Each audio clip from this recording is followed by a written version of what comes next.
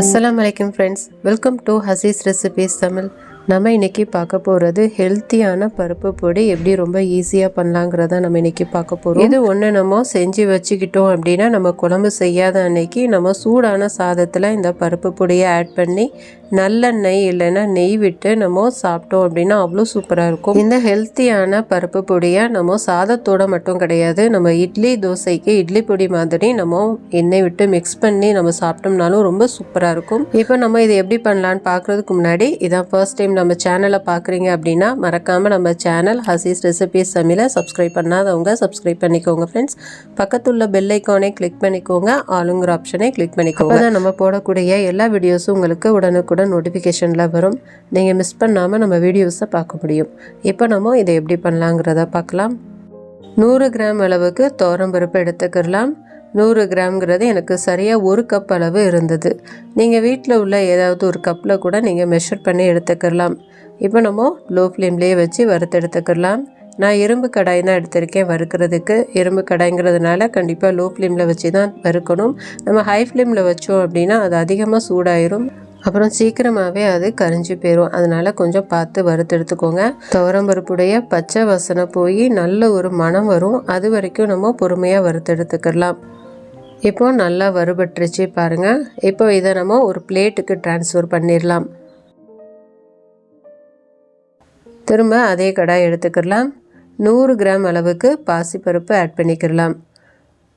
நம்ம பாசிப்பருப்பை ரொம்ப பொறுமையாக தான் வறுக்கணும், இல்லைன்னா சீக்கிரமாகவே இது கரிஞ்சு போயிடும். மெதுவாக கைவிடாமல் நம்ம வறுத்துக்கிட்டே இருக்கலாம். பாசிப்பருப்புடைய அந்த பச்சை வாசனை மாறி நல்ல ஒரு மணம் வரும், அது வரைக்கும் நம்ம நல்லா வறுத்தெடுத்துக்கலாம். அப்போ தான் உங்களுக்கு அதிக நாட்கள் நம்ம ஸ்டோர் பண்ணி வைக்க முடியும். நம்ம பொடி சாப்பிட்றதுக்கும் நல்ல வாசமாகவும் டேஸ்டியாகவும் இருக்கும்.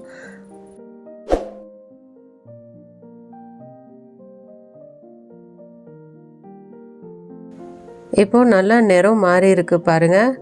நல்ல ஒரு மணம் வருது, அதோடைய பச்சை வாசனை மாறி நல்ல ஒரு வாசனை வருது.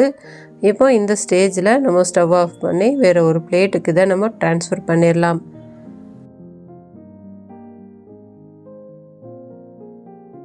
லேசாக ஸ்ப்ரெட் பண்ணி விட்டுறலாம், அப்போ தான் கொஞ்சம் சீக்கிரமாகவே ஆறி வரும். அதே கடாய் எடுத்துக்கலாம். ஒரு 15லேருந்து 20 மிளகு அளவுக்கு ஆட் பண்ணிக்கலாம்.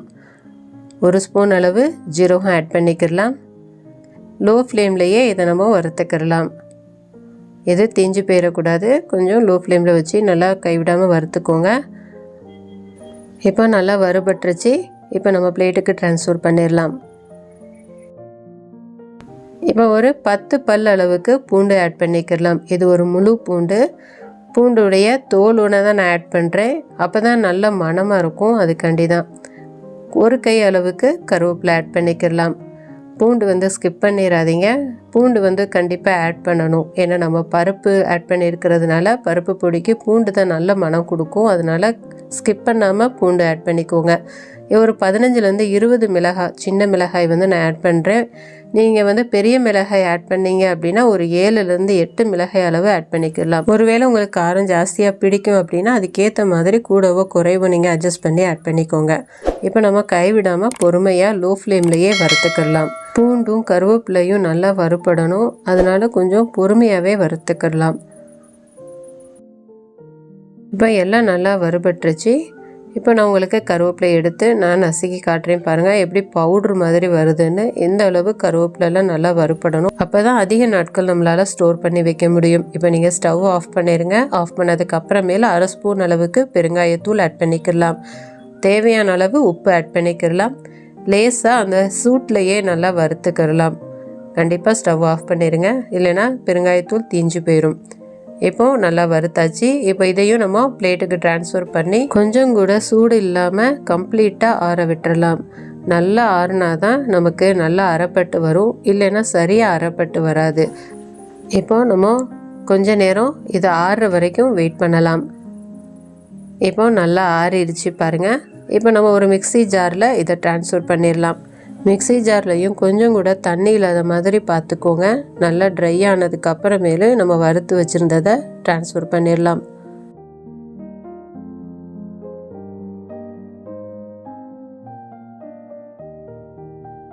இதை நல்லா அரைச்சி எடுத்துகிட்டு வந்துடலாம்.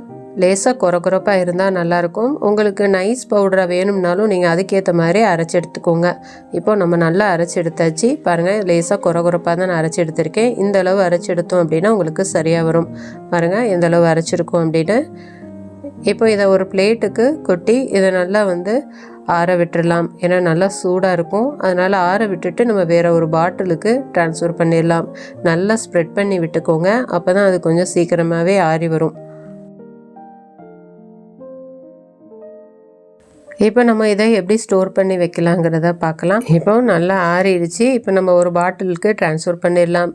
நீங்கள் பாட்டிலில் ஸ்டோர் பண்ணி வைக்கும் போது கொஞ்சம் கூட பாட்டில் ஈரம் இல்லாமல் நல்லா வெயிலில் காய வச்சு எடுத்து வச்சுக்கோங்க. அப்போ தான் உங்களுக்கு அதிக நாட்கள் நம்மளால் ஸ்டோர் பண்ணி வைக்க முடியும். இப்போ நம்ம இதை பாட்டிலுக்கு ட்ரான்ஸ்ஃபர் பண்ணிடலாம். அவ்வளோதான், நம்மளுடைய இட்லி பொடி ரொம்ப சூப்பராக ரெடி ஆயிடுச்சு. இதை நம்ம 1 மாதம் வரைக்கும் நம்ம வெளியிலே வச்சு பயன்படுத்தலாம். இதை அதிக நாட்கள் ஸ்டோர் பண்ணி வைக்கணும் அப்படின்னா நம்ம ஃப்ரிட்ஜில் வச்சு இதை நம்ம அதிக நாட்கள் யூஸ் பண்ணிக்கலாம். இதை நம்ம ஒவ்வொரு தடவை யூஸ் பண்ணும் போதும் ஈரம் இல்லாத ஸ்பூனை நம்ம பயன்படுத்தணும். அந்த மாதிரி நம்ம செஞ்சோம் அப்படின்னா நமக்கு இது அதிக நாட்கள் கெட்டு போகாமல் இது நல்லாயிருக்கும். முக்கியமாக கவனிக்க வேண்டியது, நம்ம மிக்ஸி ஜார்லையும் கொஞ்சம் கூட ஈரம் இருக்கக்கூடாது. ஸ்டோர் பண்ணி வைக்கிற பாட்டில்லையும் ஈரம் இருக்கக்கூடாது. அதே மாதிரி நம்ம யூஸ் பண்ணக்கூடிய ஸ்பூன்லையும் கொஞ்சம் கூட ஈரம் இல்லாமல் இருந்துச்சு அப்படின்னா இதை நம்ம தாராளமாக 1 மாதம் வெளியே வச்சு நம்ம பயன்படுத்தலாம். இது ஒன்றை மட்டும் நம்ம செஞ்சு வச்சிட்டோம் அப்படின்னா நம்ம குழம்பு செய்யாத அன்னைக்கு இதை நம்ம பயன்படுத்தலாம். டேஸ்ட்டு ரொம்ப சூப்பராகவே இருக்கும். கண்டிப்பாக பசங்களுக்கும் ரொம்ப பிடிக்கும். பருப்பு நம்ம உடம்புக்கு எவ்வளோ நல்லதுன்னு கண்டிப்பாக எல்லாருக்குமே தெரியும். இது குழந்தைகளுக்கும் அவ்வளோ நல்லது. நம்ம பருப்போட நெய் இல்லை நல்லெண்ணெய் நம்ம கலந்து கொடுக்கறதுனால இது டேஸ்ட்டு ரொம்ப சூப்பராக இருக்கும். உடம்புக்கும் ரொம்ப ரொம்ப நல்லது. இது ரொம்ப ஹெல்த்தியான ஒரு சாப்பாடு. கண்டிப்பாக உங்கள் குழந்தைங்களுக்கு இதை செஞ்சு கொடுங்க. அப்புறம் அடிக்கடி செய்ய சொல்லுவாங்க. அந்தளவுக்கு இது டேஸ்ட்டு ரொம்ப சூப்பராக இருக்கும். இதை கண்டிப்பாக ஒரு தடவை நீங்கள் வீட்டில் செஞ்சு பாருங்கள். இதை செஞ்சு பார்த்துட்டு இது எப்படி வந்ததுங்கிறத எனக்கு மறக்காமல் கமெண்ட்டில் ஷேர் பண்ணுங்கள். இந்த வீடியோ பிடிச்சிருந்துச்சுன்னா லைக் பண்ணுங்கள். உங்கள் ஃப்ரெண்ட்ஸ், ரிலேட்டிவ்ஸ் எல்லா பேருக்குமே நிறைய ஷேர் பண்ணி விடுங்க. மறக்காமல் நம்ம சேனல் ஹசீஸ் ரெசிபீஸ் தமிழை சப்ஸ்கிரைப் பண்ணாதவங்க சப்ஸ்கிரைப் பண்ணிக்கோங்க ஃப்ரெண்ட்ஸ். நம்ம நெக்ஸ்ட் வீடியோவில் பார்க்கலாம். தேங்க்ஸ் ஃபார் வாட்சிங்.